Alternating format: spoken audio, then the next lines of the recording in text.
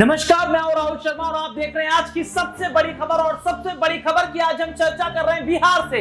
बिहार में हो क्या रहा है? क्या बिहार में जंगल राज शुरू हो गया है? और आखिरकार क्यों बिहार की सड़कों पर यह कहा जाना लगा है कि नीतीश कुमार को अब इस्तीफा दे देना चाहिए, क्योंकि नीतीश कुमार से सत्ता संभल नहीं रही है, सीएम कुर्सी के लायक नहीं है। और बिहार की राजधानी पटना में छात्रों पर जो क्रूरता की सारी हदें पार की गई, उस पर तेजस्वी यादव भड़क गए, क्योंकि ये जो छात्र हैं, ये जो मांग कर रहे हैं, ये मांग गलत नहीं है। दरअसल सुनिएगा जरा, मैं अपने दर्शकों को तेजस्वी का बयान भी सुनवाऊंगा कि बीपीएससी यानी कि बिहार पब्लिक सर्विस कमीशन क्या है। बीपीएससी यानी कि बिहार लोक सेवा आयोग, यानी कि जो परीक्षाएं जो करवाते हैं। और ऐसे में देखा जा रहा है कि जो बिहार लोक सेवा आयोग की जो परीक्षा हुई है, इस परीक्षा में धांधली हुई है। इस परीक्षा को दोबारा से करवाने की मांग छात्र उठा रहे।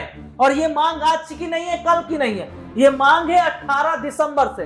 18 दिसंबर से सभी 912 केंद्रों पर दोबारा परीक्षा की मांग की बात कही जा रही है।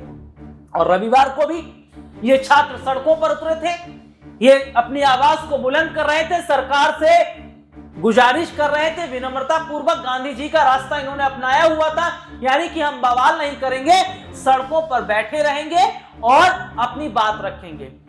लेकिन नीतीश बाबू को यह भी नागवार गुजरा और शासन को अलर्ट कर दिया, पुलिस को अलर्ट कर दिया और आदेश दे दिया कि जाइए और लाठीचार्ज कर दीजिए। इतना ही नहीं, बड़े बड़े वाटर कैनन का इस्तेमाल किया गया, पानी की बौछारें इन पर की गई और इस पर तेजस्वी यादव भड़क गए। और तेजस्वी यादव ने कहा कि सरकारें आती जाती रहेंगी, लेकिन नीतीश बाबू को सत्ता का अहंकार ठीक नहीं।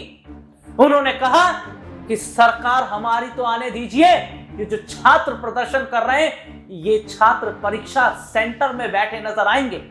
कैसे तेजस्वी भड़के और तेजस्वी ने नीतीश कुमार की सत्ता को हिला दिया है, रिपोर्ट। और हम कहना चाहते हैं, जो आप झंडा लेकर के चले थे कि मोदी जी को देश में रोकना है, आपका भतीजा झंडा उठा करके मोदी जी को बिहार में रोकने का काम करेगा। ये रिपोर्ट आपने देखी, जिसमें विस्तार से हमने अपने दर्शकों को दिखाया।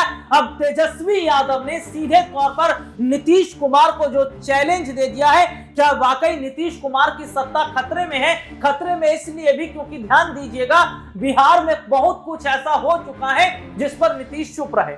दलित आंदोलन, अगर हम बात करते हैं तो दलितों की जो बस्ती को आग लगा दिया गया, उस पर चुप रहे। पासवान समाज पर लाठीचार्ज हुआ, उस पर चुप रहे। इतना ही नहीं, अमित शाह, गृह मंत्री अमित शाह ने बाबा साहब भीमराव अंबेडकर का जो अपमान किया, उस पर नीतीश कुमार चुप रहे। लेकिन नीतीश की यह चुप्पी उन्हें 2025 में वाकई क्या भारी पड़ रही है?